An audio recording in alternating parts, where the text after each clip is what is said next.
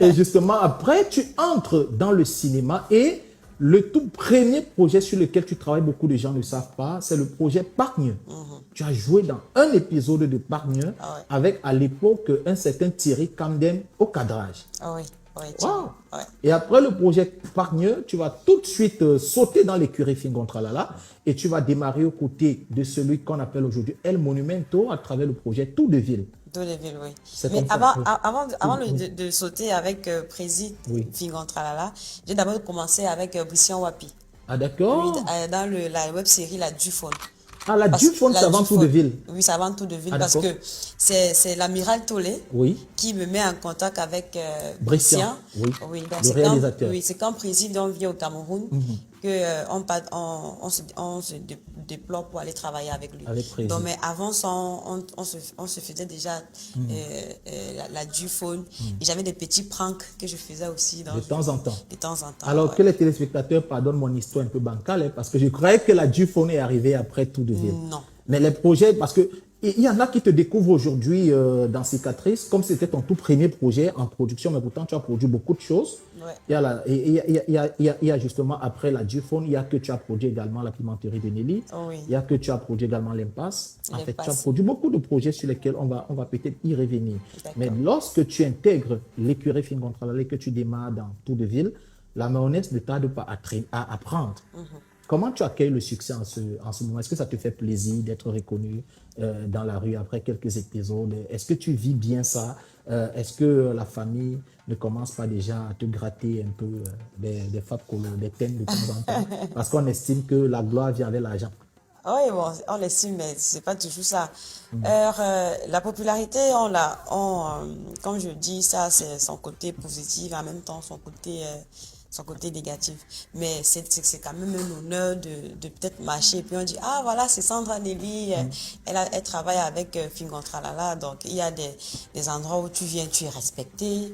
Et puis tout ça. Donc. Et puis c'est ça aussi qui me motive, qui permet à ce que voilà, tu travailles plus dur parce que ça doit rester ce respect et puis cette popularité-là.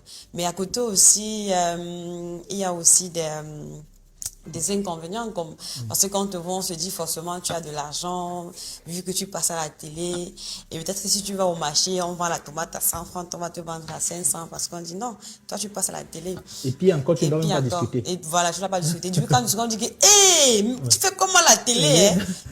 Et du coup on va te mettre la pression. Donc du coup c'est un peu ça donc. Mais qu'est-ce qui pouvait expliquer que à cette époque-là vous ne soyez pas payé? Bon, vraiment, c'est un discours que j'ai décidé de ne plus tenir. Mais est-ce qu'il y avait quand même d'abord de l'argent? Parce qu'après, on peut ne pas payer parce qu'il n'y a pas d'argent. Oui, ça c'est clair. Tu sais, avoir des enfants, parce que nous, à l'époque, nous étions dans la troupe, nous étions comme des enfants. Les enfants du père, voilà, tout à fait. Donc, un parent le matin, c'est qu'il se lève, il dit, bon, aujourd'hui, je suis sorti hier, j'ai pas eu d'argent. Mais le peu que j'ai eu, voici ça. Vous ne pouvez pas manger peut-être 3 fois par jour, mais vous pouvez au moins manger une fois, peut-être le matin ou à midi, et puis on va se battre ensemble et on va évoluer.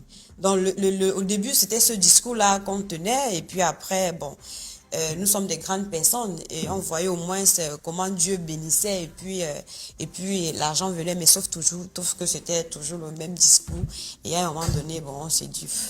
Mais en même temps aussi, il y en a qui posent la question de savoir, est-ce que dans votre contrat, il était mentionné qu'on allait vous donner de l'argent? Bon, déjà, premièrement, qu'il n'y avait pas de contrat. Il y avait pas de contrat et... C'était une confiance mutuelle. C'était une confiance mutuelle. Tu vois, il y avait aussi ce côté de grands frères, d'aînés, de pères, de fans. Tu vois, on se disait, bon, déjà, il y a une grande chose de travailler. On s'est dit, bon... moi, particulièrement, je me disais, je suis une fille, je viens d'une famille extrêmement pauvre. Voilà, donc je viens de Barré. Et puis, je me retrouve à Douala. Qu'est-ce qu'il faut faire? Il faut retrousser les manches pour travailler. Bon, c'est vrai qu'on ne sait pas où ça va tomber. Mais à un moment donné, avec des charges, quand tu vas à l'école, le professeur, le maître de ton fils ne dit pas, comme tu passes à la télé, ton fils va travailler gratuitement. Non, il ne te dit pas ça, il te dit, ma chérie, voilà, il te dit, ma chérie, tu dois payer. Et quand tu ne payes pas, tu rentres le soir, tu trouves ton enfant à la maison. Voilà. Et ça, c'est un peu gênant. C'est un peu gênant. Et du coup, quand tu essaies d'expliquer, c'est bon, il n'y a rien, ça va aller, tout ça là, mais sauf que à un moment donné, ça entre. On voit.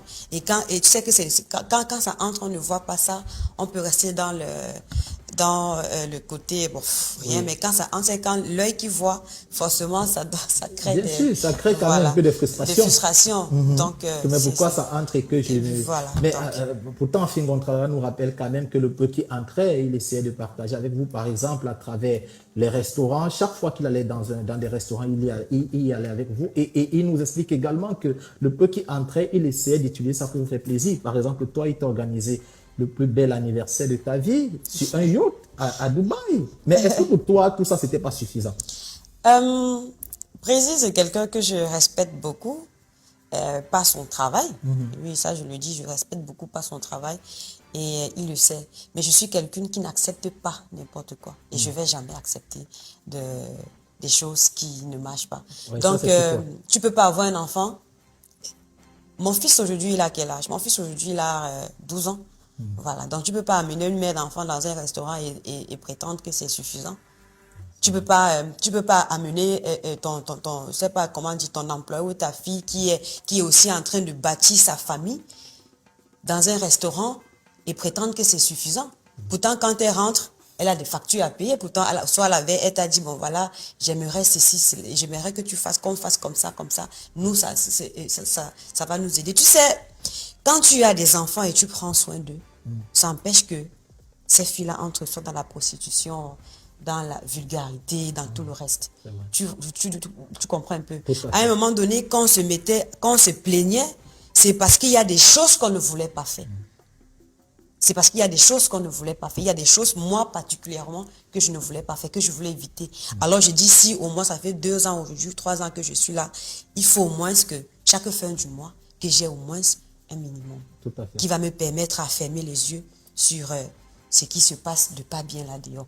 Mais si déjà ça, il n'y en a pas et qu'on se focalise que je leur ai amené au restaurant, j'ai fait ceci, j'ai fait cela, je veux au moins, quand on dit, bon, j'ai payé sa maison peut-être une fois, ou bien j'ai fait ceci, j'ai fait cela. Et le problème n'est pas là-dessus.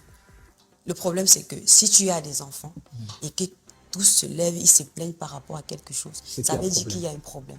On ne peut pas se lever et dire, voilà. Ça ne marche pas. D'accord. Alors, Fingontrala nous dit également que ton passage dans l'écurie t'a donné la notoriété et la crédibilité qui ont fait de toi la grande productrice que tu es aujourd'hui. C'est un tout petit peu ce passage-là qui a fait que les gens te font confiance, qui a fait que tes bailleurs de fonds se mobilisent pour te donner de l'argent pour produire ta série. Est-ce que tu es reconnaissante à l'égard de ça? Oui, si je dis là aujourd'hui que je ne suis pas reconnaissante, c'est que largement, je suis reconnaissante parce que travailler avec lui m'a donné beaucoup de visibilité. Mais je veux aussi dire une chose, c'est que si à côté, je n'avais pas gardé ces valeurs-là, c'est que je ne suis pas où je suis aujourd'hui. Parce qu'il y a des enfants qui grandissent dans une maison, après chacun va dans son mariage. Maintenant, ça se voit dans la façon que chacun se développe dans son domaine. Alors, si je suis ce que je suis aujourd'hui, Sandra, Nelly, et puis tout le reste là, c'est parce que à côté, j'ai prouvé qu'on pouvait me faire confiance. Et je travaille, et je continue de travailler, et je m'améliore. Je ne suis pas restée paresseuse, parce que je peux vous dire la casquette, que bon, je suis passée là-bas, j'ai la visibilité, et je m'arrête là-dessus. Oui, tout à fait. Voilà, je me suis plaint d'un fait, je suis partie, et j'ai travaillé dur. Parce que je crois que j'ai travaillé sur mon projet, depuis 4 ans, je suis là-dessus. Et ça se disait, bon voilà, depuis qu'elle est partie, sa carrière, elle est montée, sa carrière, elle n'est plus, mais entre-temps, j'étais en train de travailler. Et aujourd'hui, quand je viens avec, tout le monde acclame. Donc, c'est... Alors, est-ce que ce que tu reprochais, entre guillemets, à Fingontrala, tu essaies d'améliorer aujourd'hui? C'est-à-dire qu'à l'époque, il était le producteur, tu te plaignais du fait de ne pas être payé. Aujourd'hui, tu es productrice. Est-ce que tu peux regarder la caméra et dire haut et fort que tu payes tes collaborateurs? Bien sûr que je paye mes collaborateurs. Acteurs, réalisateurs, producteurs. C'est important. C'est important. Tu ne peux pas te plaindre de quelque chose et puis voilà, à côté, tu ne le fais pas. Ça, je le fais. Ok. Alors, Sandra Nelly, avec toi, justement, on va peut-être visiter très, très rapidement les projets sur lesquels tu as travaillé parce que beaucoup de gens t'ont connu à travers les projets de Fingontrala et aujourd'hui, on te découvre à travers Cicatrice. Mais pourtant, il faut dire que tu es comment je vais dire ça, tu es la combinaison parfaite de l'intelligence et de la résilience parce que après Tour de Ville, tu t'es lancé dans la production et tu as fait des projets tels que La Millionnaire Bangwa. Ça, c'était après Tour de Ville, c'était avant. C'était après Tour de Ville. Voilà, après même Histoire de famille et puis tout le reste. La femme de mon père. La femme de mon père, je l'ai fait après la pimenterie. Après la pimenterie. Parce que je fais Millionnaire La Millionnaire Bangwa, Bangwa. oui, qui parlait du Covid avec tonton Brissian. Tout à fait.